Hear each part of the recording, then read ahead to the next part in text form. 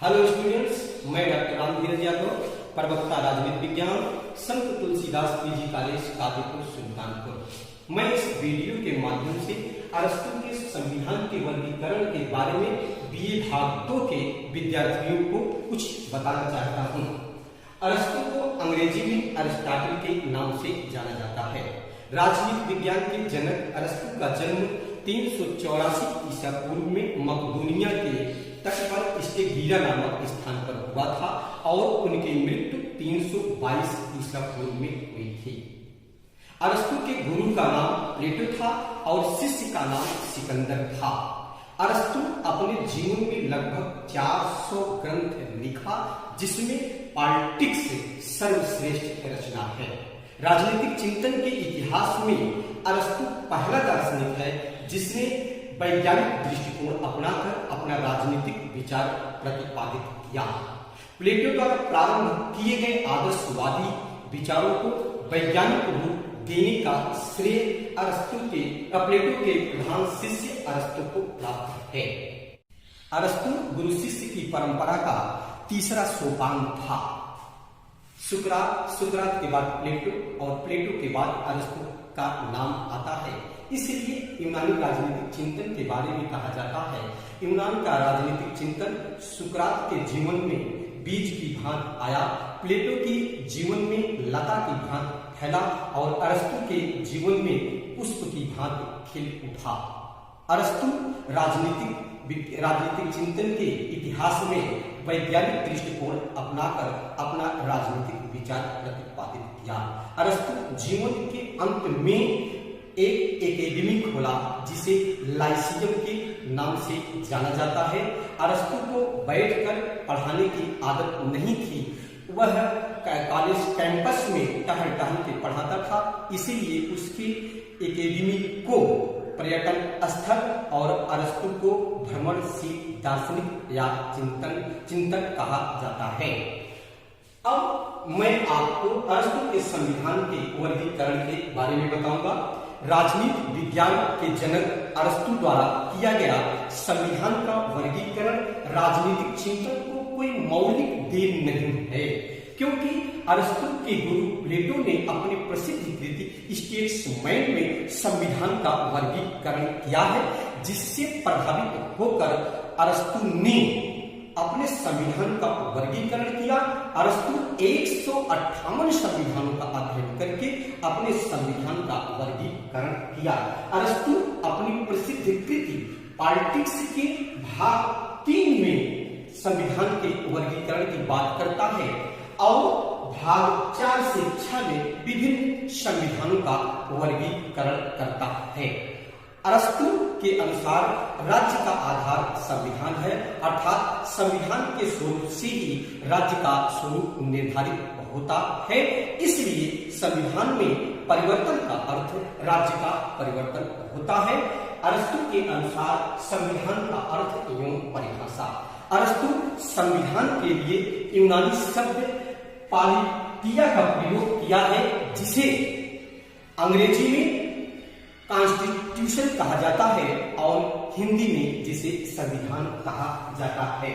अरस्तु के अनुसार संविधान राज्य के पदों की वह व्यवस्था है जिसमें यह निर्धारित किया जाता है कि राज्य का कौन सा पद, विशेषकर सर्वोच्च पद किसे मिले। जिस प्रकार मानव शरीर का गठन होता है, ठीक उसी प्रकार प्रत्येक राज्य का संविधान होता है। जिस प्रकार बिना ढांचे के शरीर की कल्पना नहीं की जा सकती, उसी प्रकार बिना संविधान के किसी राज्य की कल्पना नहीं की जा सकती। अरस्तु के अनुसार संविधान एक ऐसा संगठन है जिसका संबंध राज्य के पदों के निर्धारण से है, विशेषकर ऐसे पदों के निर्धारण से है जो सारे राजनीतिक मामलों में सर्वोच्च हों। अरस्तु के अनुसार संविधान राज्य की एक व्यवस्था है, जीवन जीने का एक तरीका है, जीवन की एक विधि है जो निम्नलिखित अंश में राज्य के बाहरी संगठन को आदेश देता है। अरस्तु संविधान को जीवन का एक तरीका मानता है। अरस्तु कहता है जो व्यक्ति संविधान के बारे में नहीं जानता वह राज्य के बारे में नहीं जानता। इसीलिए अरस्तु कहता है समाज से बाहर रहने वाला व्यक्ति या तो पशु है अथवा देवता। अरस्तु संविधान के वर्गीकरण के आधार के बारे में चर्चा करता है। संविधान के वर्गीकरण को दो आधार बताता है। पहला आधार शासकों की संख्या का आधार, दूसरा शासकों के उद्देश्य का आधार। उद्देश्य की दृष्टि से अरस्तु संविधान को दो भागों में बांटता है। नंबर 1 शासन का स्वाभाविक रूप और नंबर 2 शासन का विकृत रूप। शासन का स्वाभाविक रूप के अंतर्गत अरस्तु कहता है जब राज्य शक्ति का प्रयोग जन साधारण के हित में किया जाता है, जनता के कल्याण के लिए जब किया जाता है, तो ऐसे शासन को शासन का स्वाभाविक रूप कहा जाता है। और जब राज्य शक्ति का दुरुपयोग किया जाता है तो ऐसे शासन को शासन का विकृत रूप कहा जाता है। अरस्तु अपने संविधान का वर्गीकरण निम्नलिखित तालिका के आधार पर करता है।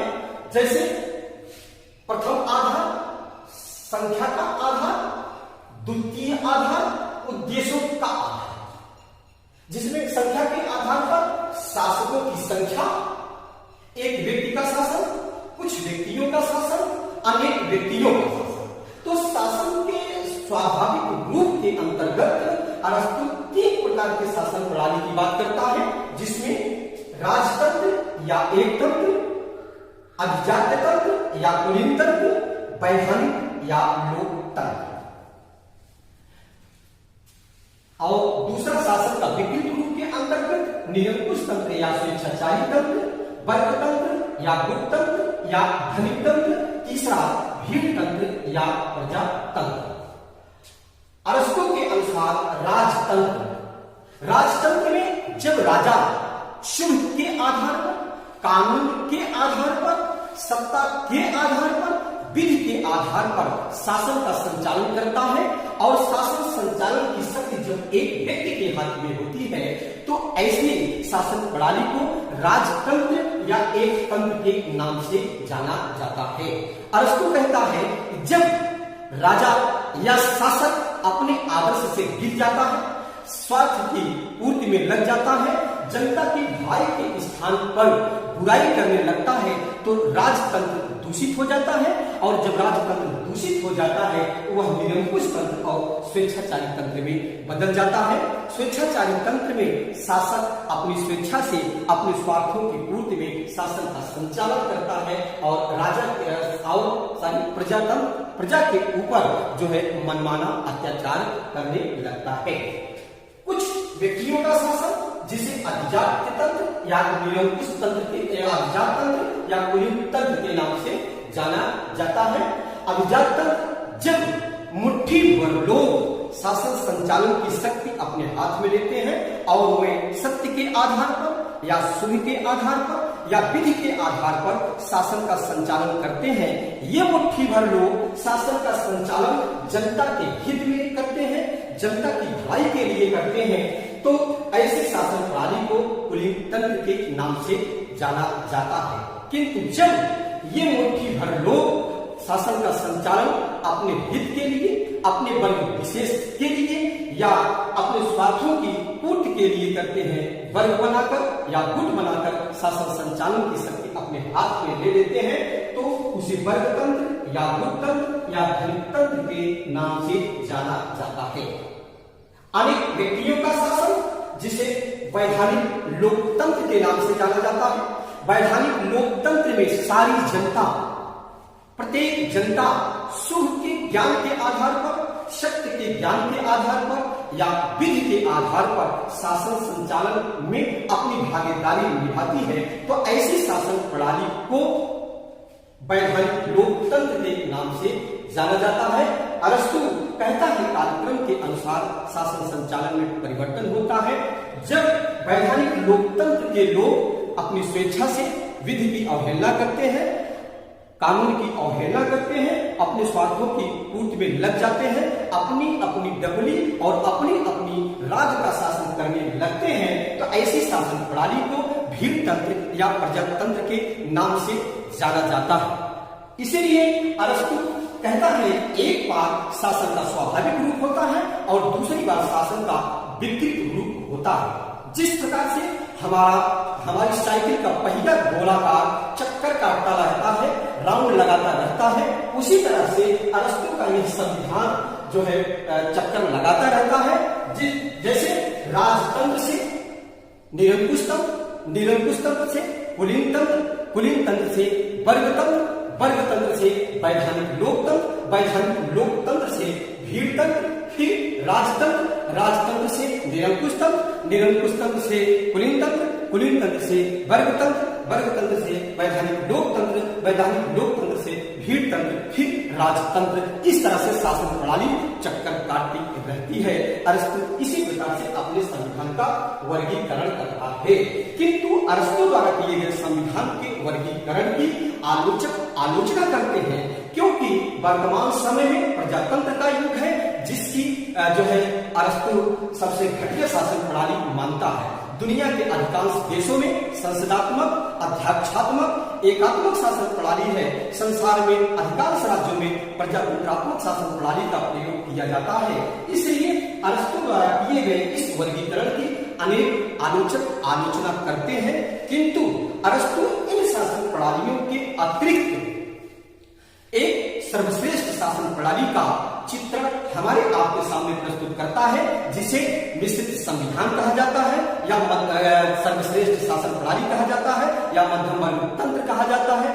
ऐसी शासन प्रणाली में न तो अधिक धनी लोग होते हैं और न अधिक निर्धन लोग होते हैं, न तो अधिक पढ़े लिखे लोग होते हैं और न ही अधिक अयोग्य व्यक्ति होते हैं। बराबर बराबर प्रतिनिधियों के शासन प्रणाली को, प्रतिनिधियों के योगदान को अरस्तु सर्वश्रेष्ठ शासन प्रणाली कहता है, मिश्रित संविधान कहता है। तो राजनीतिक चिंतन के इतिहास में अरस्तु द्वारा किया गया संविधान का वर्गीकरण यह वैज्ञानिक वर्गीकरण है। इसलिए इसका महत्व उस समय में भी था, वर्तमान में भी है और आने वाले समय में भी होगा। धन्यवाद।